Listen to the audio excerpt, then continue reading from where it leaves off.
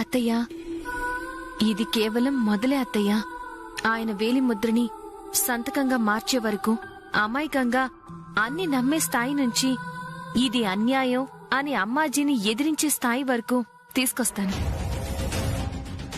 మొన్న నువ్వు టీవీలో మాట్లాడుండ్లా, అది చూసి ఓళ్ళు నన్ను అడిగితే నేనే మాటిచ్చిండా. అమ్మా, నీకు నీ కోడలు ఉద్యోగం చేసి పేరు సంపాదించాలి, అంతే కదా? రేపొద్దునే ఈశ్వరి ఆ ఉద్యోగానికి వెళ్తుంది.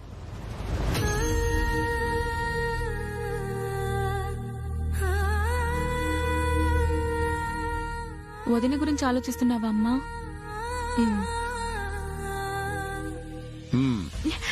నాన్న ఎప్పుడొచ్చారు? ఇప్పుడే వచ్చానమ్మా. ఏంటి తల్లి కూతుళ్ళిద్దరూ దీర్ఘంగా ఆలోచిస్తున్నారు?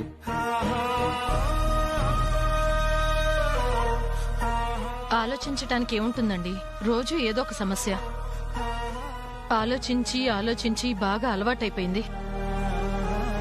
బట్టలు మార్చుకురండి, కాఫీ తీసుకొస్తాను. ఆగనసూయ,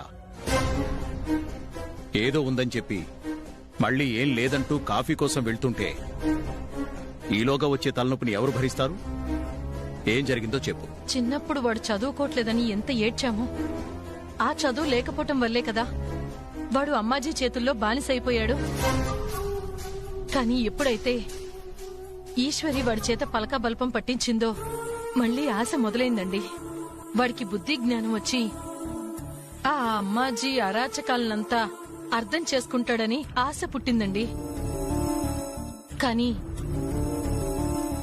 మన ఆశలు కలలు నిజమయ్యేంత అదృష్టం మనకి లేదండి.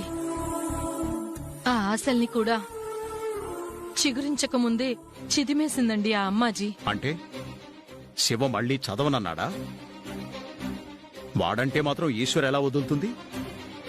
చూడు, ఆ విషయం గురించి అయితే మీరేం కంగారు పడాల్సిన పని లేదు. వదిలి వెళ్లిపోతుంటే ఈశ్వరి ఏం చేస్తుందండి?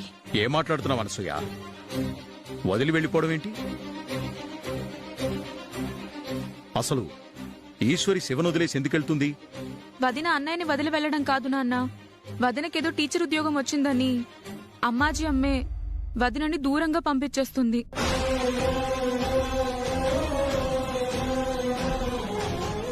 మొన్న నువ్వు టీవీలో మాట్లాడుండ్లా, అది చూసి ఓళ్ళు నన్ను అడిగితే నేనే మాటిచ్చిండా. అంతా బాగానే ఉంది గాని అక్క, రాత్రికి రాత్రి ఈశ్వరి శివ మనసు మార్చేసి శివ పెళ్ళాం లేకుండా నేను ఉండలేను అని తన్ని ఇక్కడే ఉండమని చెప్తే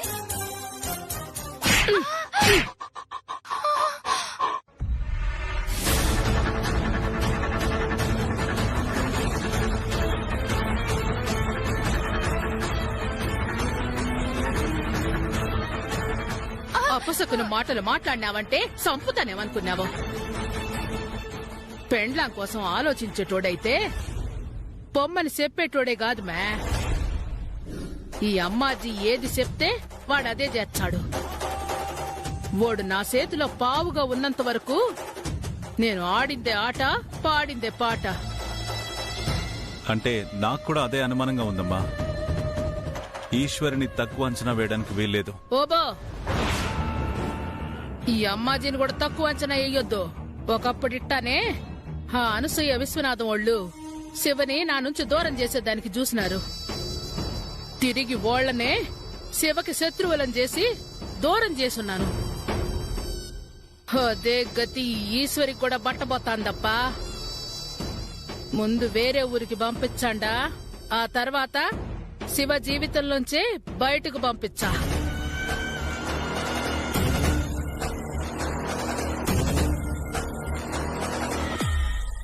ఆ అమ్మాజీ శివ ఈశ్వర్ని విడదీస్తుంది. వాళ్ళ జీవితాలు ఏమైపోతాయో ఏమో. భగవంతుడా, వాళ్ళు ఎప్పటికీ కలిసుండేలా ఆ అమ్మాజీ దుర్మార్గానికి వాళ్ళ జీవితాలు బలి కాకుండా చూడు స్వామి. అయినా అక్కడికి వెళ్లి పేరు సంపాదించగలను, కానీ మీకొక్క పూట భోజనం పెట్టగలనా?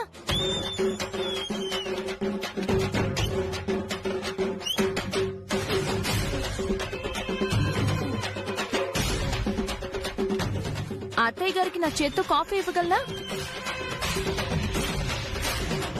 రేపు అత్తయ్య గారికి ఒంట్లో బాగాలేక మంచం పట్టారే అనుకోండి, వీడియో కాల్లో ఎలా ఉన్నారు అత్తయ్య అని అడగగలను, కానీ దగ్గరుండి ఒక్క టాబ్లెట్ ఇవ్వగలనా?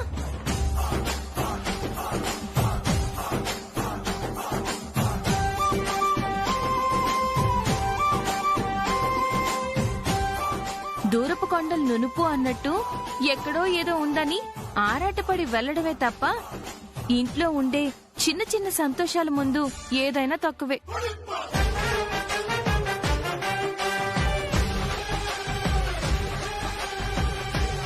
నేనే రమ్మన్నాను అత్తయ్య.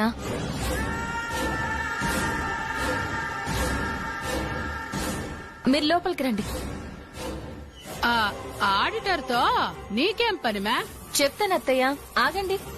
ఏవండి ఏవండి ఏవండి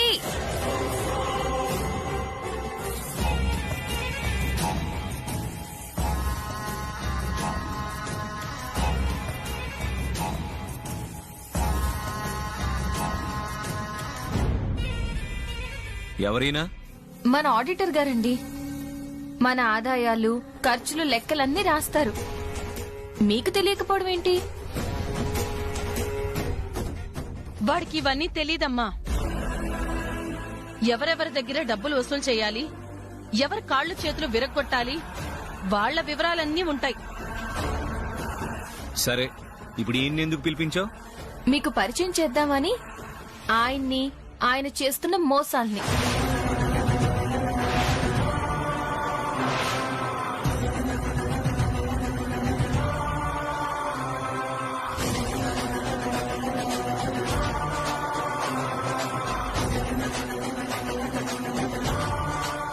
దీన్ని నేను దూరం పంపించాలని చూసినాను కదా అని నా గుట్లన్నీ బయట పెట్టాలని చూచండాదా, లేక వేరే పథకం ఏమన్నా ఏచండాదా? అత్తయ్య నన్ను ఎక్కడికో పంపించి ఏదో సాధించమని చెప్పారు కదా, కనీసం ఇంటి దగ్గర నుండి కొంతైనా సాధిద్దామని గత సంవత్సరం అకౌంట్స్ బుక్స్ తీసి చూశాను. అమ్మో, 1వ తరగతి పిల్లాడికి 10వ తరగతి లెక్కలిచ్చి చెయ్యమంటే ఎన్ని తప్పులు చేస్తాడో అంతకన్నా ఎక్కువే తప్పులున్నాయండి. గత సంవత్సరం అకౌంట్స్ లోనే అన్ని తప్పులుంటే అంతకు ముందు సంవత్సరం, అంతకు ముందు సంవత్సరం, అంతకు ముందు సంవత్సరం ఇంకెన్ని తప్పులుంటాయో చెప్పండి.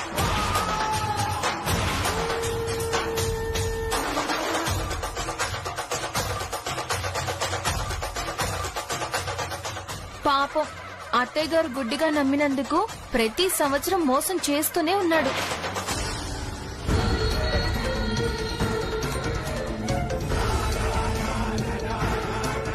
ఏం చేయాలి చెప్పండి? మా అమ్మని మోసం చేస్తావా? నిన్ను ఏమండి? ఏమండి, వదలండి. వదలండి. ఏమండి? శివ, ఆపు శివ. అన్నయ్య వదిలన్నయ్య. అన్నయ్య,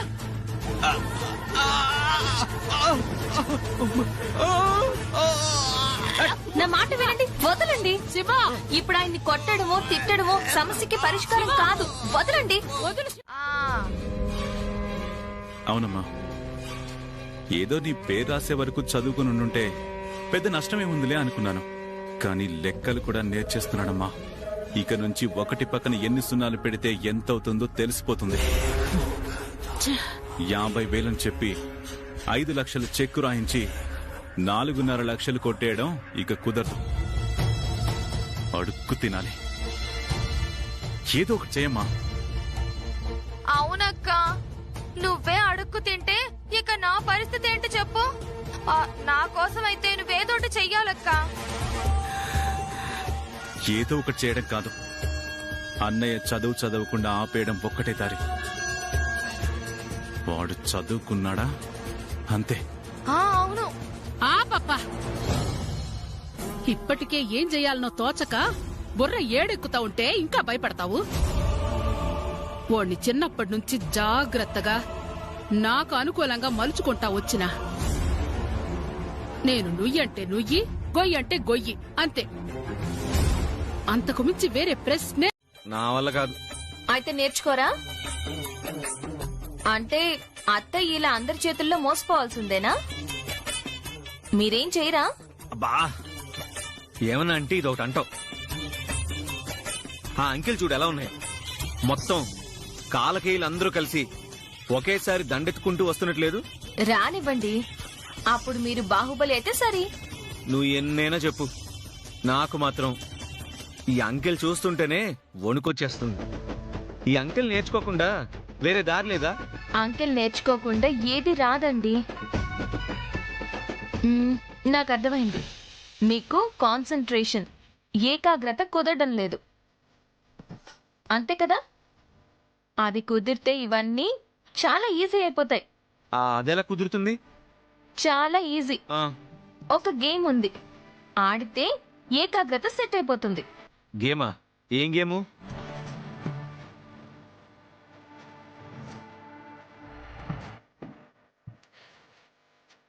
ఓయ్, మాట్లాడితే కర్ర తీస్తావు.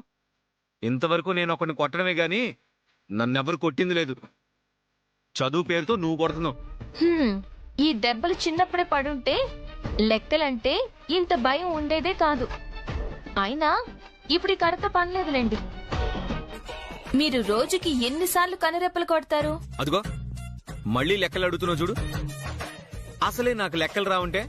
అది కాదండి, మీరు కన్ను కొడతారు కదా. కన్ను కొట్టడమా? నేనా? పరాయి ఆడపిల్లని తప్పుగా చూసిందే లేదు. మా అమ్మ పెంపకం అలాంటిది. సర్లేండి, గొప్ప పెంపకం ఒప్పుకుంటానులే గాని అసలు విషయానికి వస్తున్నాను. కనురెప్పలు మోయకుండా ఎంతసేపు ఉండగలరు? ఆ, కళ్ళలో ఏది పడకపోతే చాలాసేపు ఉంటాను. సరే చూద్దాం, దీన్ని బట్టి తెలిసిపోతుంది మీకు ఏకాగ్రత ఉందో లేదో. రండి కూర్చోండి. అవేమి ఏమైనాదప్ప నీకు?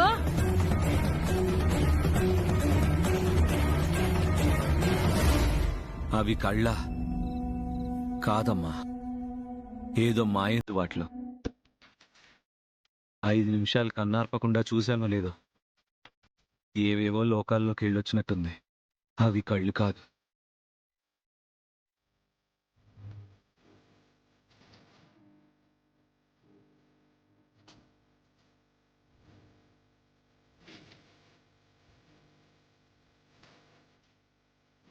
ఏమైనాది మేవోనికి? చెప్పాను కదక్కా, చదువులో ప్రేమ కలిపి మరీ చెప్తోంది. దాని ప్రభావమే ఇది. కాసేపు కళ్ళల్లో కళ్ళు పెట్టి చూస్తేనే ఇలా అయిపోతున్నాడే, ఇక పూర్తిగా దాని మాయలో పడితే ఇంకేమన్నా ఉందా? శివ జీవితంలో అమ్మాజీ అనే చాప్టరే ఉండదు.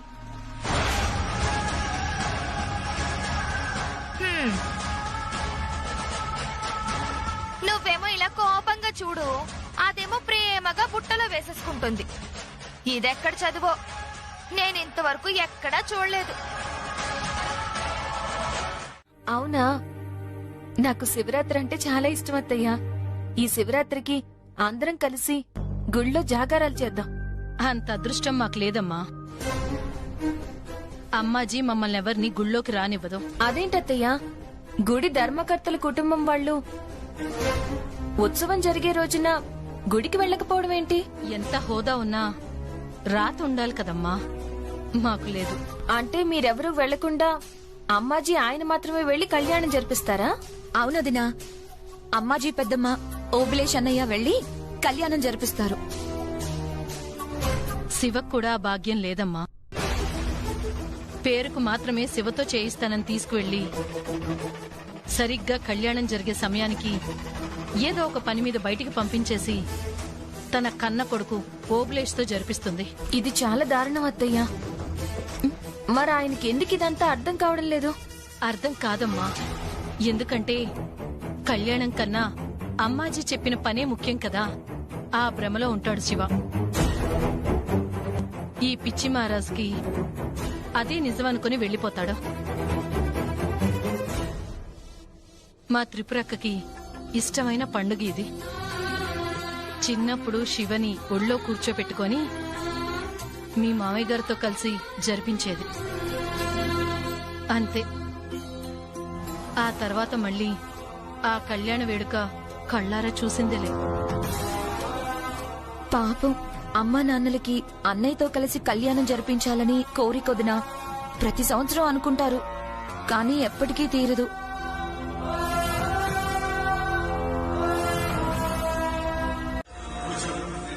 అసలు అమ్మకి ప్రమాదం రాకుండా ఉంటుందంటే ఏమైనా చేద్దాం, తగ్గేదే లేదు. ఓకే. నమస్కారం పూజారి గారు. నమస్కారం బాబు. అమ్మగారు ఎలా ఉన్నారు? బాగానే ఉన్నారు పూజారి గారు. పైకి బాగానే ఉంటారు బాబు, లోపలే తెలియకుండా చాలా జరుగుతూ ఉంటాయి. ఎప్పుడో ఒకసారి భూమి బద్దలైనట్టు బద్దలై బయటకు వచ్చేస్తాయి. అంటే ఏదైనా ప్రమాదం ఉందా పూజారి గారు?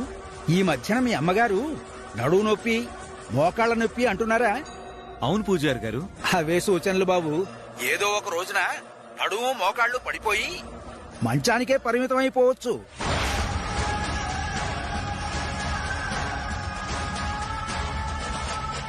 శని అంతగా పీడిస్తోంది బాబు మీ అమ్మగారిని. అయితే ఆవిడ ఆరోగ్యం అంత బాగోదా పూజారి గారు?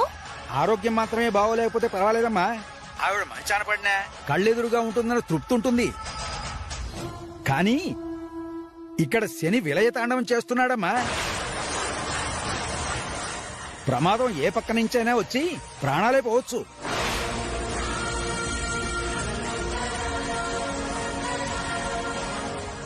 ఏంటి ప్రాణాలే?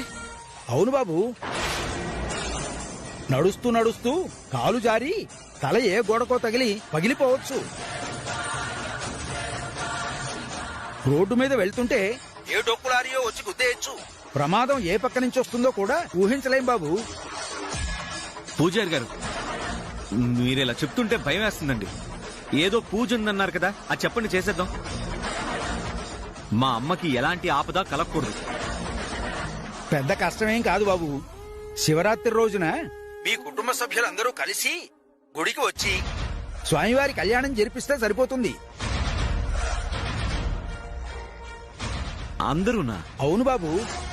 మీ ఇంట్లో ఎవరికి ఏ దోషం ఉందో తెలీదు, కానీ మీ అమ్మగారు కుటుంబ పెద్ద కదా, ఎవరికి దోషం ఉన్నా ఆమెకే తగులుతుంది.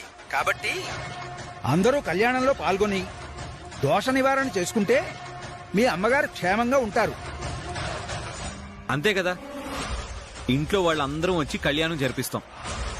ఉంటాం పూజారి గారు. మంచిది బాబు. అమ్మా, అమ్మా, అమ్మా.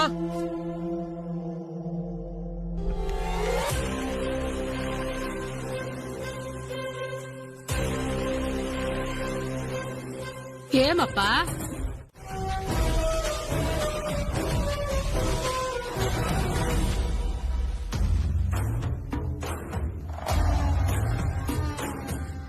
అసలేం చేస్తున్నావో నీకైనా అర్థమవుతోందా?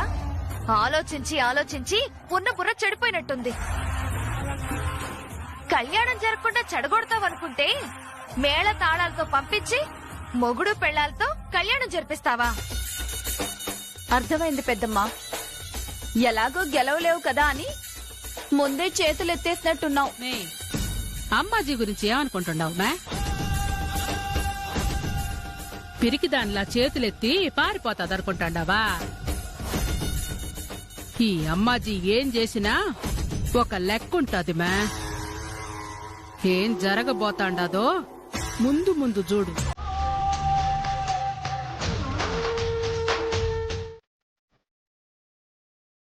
వదినా, మేళతాళాలు వచ్చేసాయి, తొందరగా బయలుదేరాలి.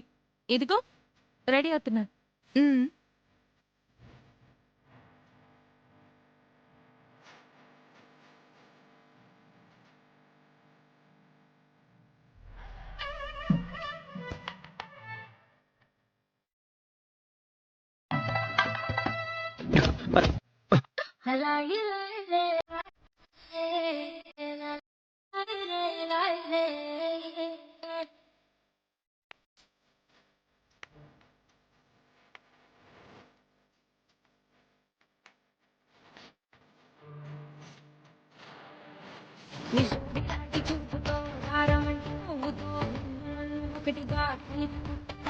నందిని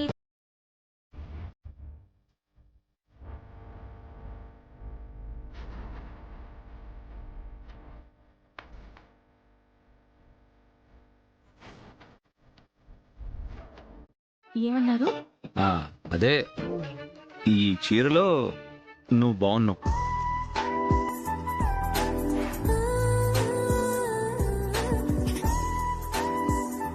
రోజు చీర కట్టుకుంటున్నాను, ఈ రోజేంటి కొత్త? ఏమో, రోజు చూసినా ఏదో ఒక రోజు బాగుంది అనిపిస్తుంది. ఎందుకు అంటే ఏమని చెప్తాం, బాగుందనిపిస్తే బాగుందని చెప్తాం. ఏమండోయ్, ఆ? ఆ, మీరు కూడా బాగున్నారు. ఎప్పుడు ఇదే గడ్డం, ఇదే అవతారం కదా. ప్రత్యేకించి ఈ రోజు బాగోవడం ఏంటి?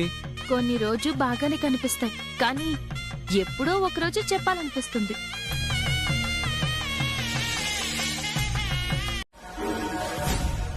అమ్మాజీ గారు, ప్రతి సంవత్సరంలాగే ఈ సంవత్సరం కూడా స్వామివారి కళ్యాణానికి ముందు అఖండ దీపం వెలిగించి పీటల మీద కూర్చోండి. లేదు పూజారి గారు, ఈసారి అత్తయ్య గారు పీటల మీద కూర్చోవడం లేదు, మా దంపతులం కూర్చుంటున్నాం.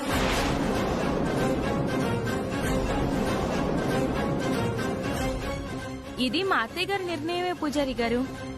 ఆవిడే మమ్మల్ని కళ్యాణంలో కూర్చోమన్నారు. కానీ మా అమ్ముండగా మేం కూర్చోవడం కరెక్ట్ కాదు కదా పూజారి గారు.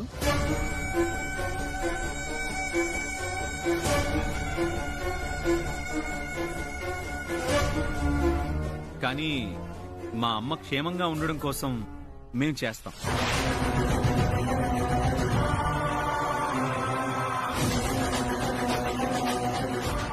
అదే, మా అమ్మకి ఏ ఆపదలు కలగకుండా క్షేమంగా ఉండాలంటే మా కుటుంబం అంతా కలిసి కళ్యాణం జరిపించాలని మీరే చెప్పారు కదా. నేనా? అదే పూజారి గారు, ఇంటిల్లిపాది పూజలు చేస్తే పెద్దలు క్షేమంగా ఉంటారని చెప్తుంటారు కదా.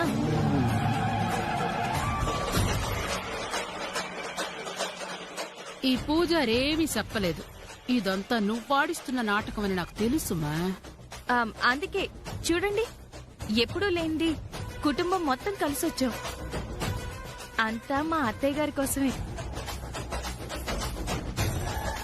మేం పూజ చేసి ఈ పూజా ఫలాలు ఆవిడకి అందించాలని మా కోరిక. అవును పూజారి గారు, మేమెప్పుడు కళ్యాణానికి రాం కదా, ఈసారి వచ్చాం. ఎందుకంటే ఇదిగో మా అమ్మాజీనే బలవంతం చేసి తీసుకొచ్చింది. మా కుటుంబం క్షేమంగా ఉండాలంటే అమ్మాజీ క్షేమంగా ఉండాలి. అందుకే కొడుకు కోడలి చేతుల మీదుగా జరిపించాలి. అందరూ కలిసి ఏమి నాటకాలు ఆడుతుండారప్పా. ఎంత ఆడతారో ఆడండి, నేను చూచ్చా.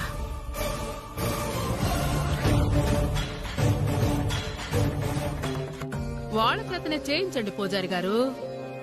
ఇంకా ఇంటికి వాళ్లే కదా, బాధ్యతతో పాటు అన్ని వాళ్ళకి అప్పగించాలా. కానియండి.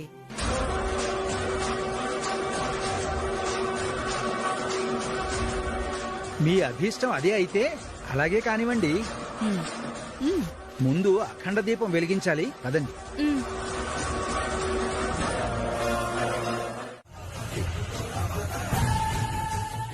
ఏ మ్యాటర్ ని అడ్డం పెట్టుకుని వదిన నిన్ను సైట్ చేసిందో, తను పూజలో కూర్చోవాలనుకుందో, అదే మ్యాటర్ ని పట్టుకుని ఏం ఆడుకుంటున్నావు పెద్దమ్మా. నువ్వు సూపర్.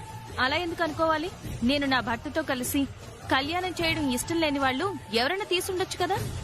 కదా, అదే నిజమమ్మా.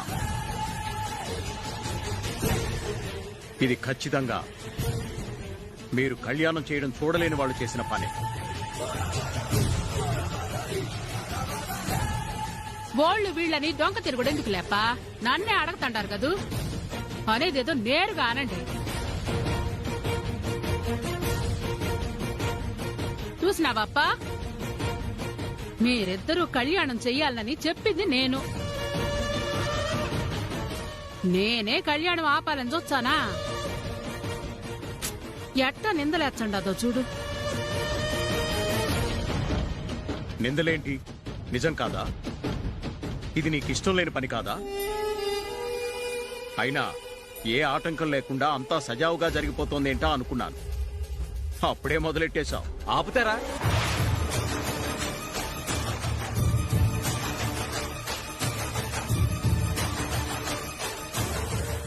ఏం జరిగినా మా అమ్మని అనుమానించడం బాగా అలవాటైపోయింది మీకు.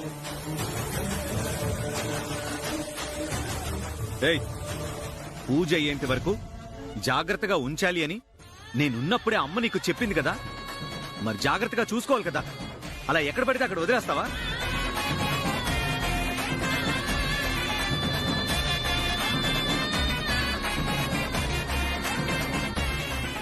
ఎక్కడ పడితే అక్కడ వదలలేదు, ఇక్కడే పెట్టాను. మరైతే ఏమైపోయినట్టు? ఎవరు తీసుకుపోతారు? ఎవరు తీసుకుపోయే అవకాశం లేదప్పా. మనం అటు పోయినా పంతులు గారు ఏడ్నే ఉండారు కదా, పోయే అవకాశమే లే. అసలు అక్కడ పెడితేనే కదా పోయేదానికి.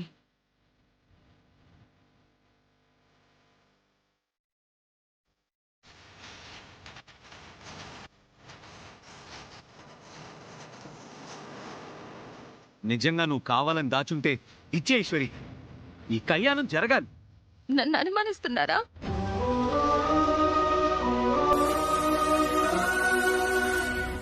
అమ్మాజీ చెప్తే వాడు ఎవరినైనా అనుమానిస్తాడు.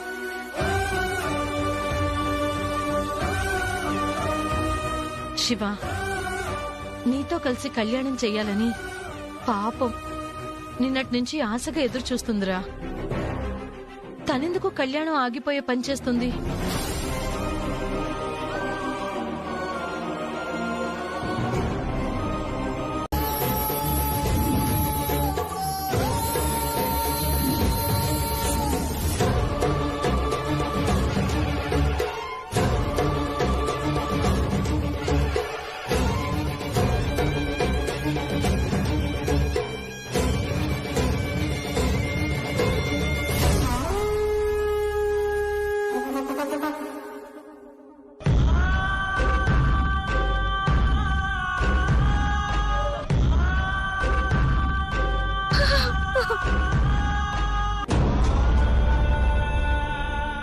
దేవుడి కళ్యాణానికి ఆటంకం కలిగించకూడదు అన్న జ్ఞానం కూడా లేని మూర్ఖులున్నారు ఇక్కడ. వాళ్ళు మారరు కానీ పూజారి గారు, ఈ కళ్యాణం జరగడానికి ఇంకో దారి లేదా? మంగళసూత్రాలు లేకుండా కళ్యాణం ఎలా జరిపించగలం విశ్వనాథం గారు? పోనీ బయటకు పోయి వేరే తాళిబొట్టు తేవచ్చు అనుకుంటే కంకణాలు కట్టుకున్నారు. పూజ పూర్తి కాకుండా గుడి దాటి బయటికి వెళ్ళకూడదు. అంతేకాకుండా ఇది తరతరాలుగా మీ ఇంటి దగ్గర నుంచి తెచ్చే ఆడబిడ్డకి పసుపు కుంకాలు తెచ్చినట్టు మంగళసూత్రాలు తీసుకురావడం ఆనవాయితీ. మొదటిసారి అది తప్పినట్టు అవుతుంది. అసలు ఏ కారణం చేతనైనా దేవుడి కళ్యాణం ఇలా మధ్యలో ఆగడం మంచిది కాదు. ఇంకొక 10 నిమిషాలు మాత్రమే ఉంది, ఈలోగా జరగాలి. ఆగదు పూజారి గారు.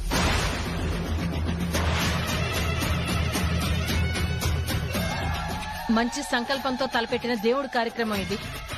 ఎవ్వరు ఆపాలని చూసినా దేవుడు ఆగనివ్వడు. ఏమండి, గుడికి తీసుకురావటం నిజమే కదా, దారిలో జారిపడి ఈశ్వరి చూడలేదేమో. వెతుకుదాం పదండి.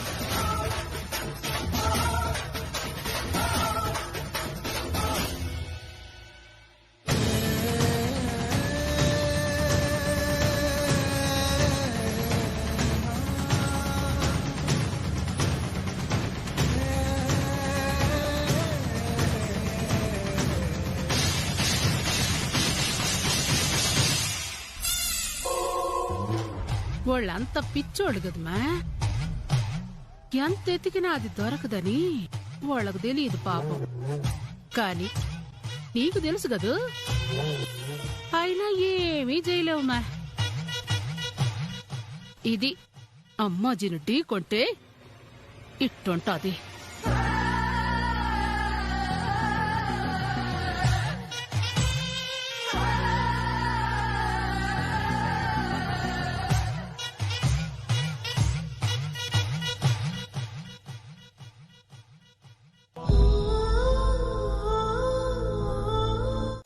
అమ్మా ఈశ్వరి,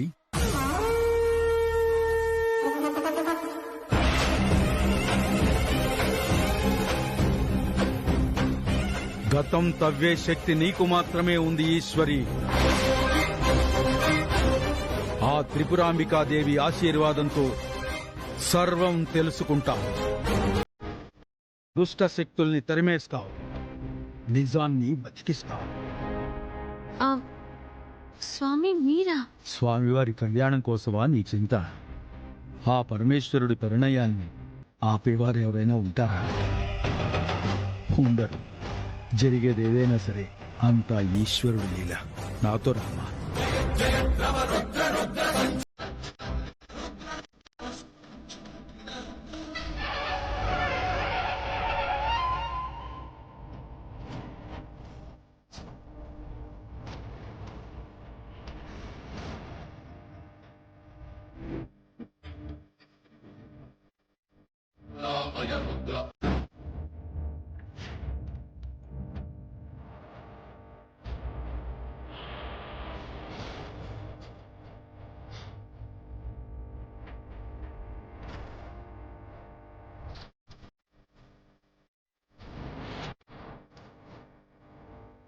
హర నమ పార్వతీపతయే హర హర మహాదేవ్.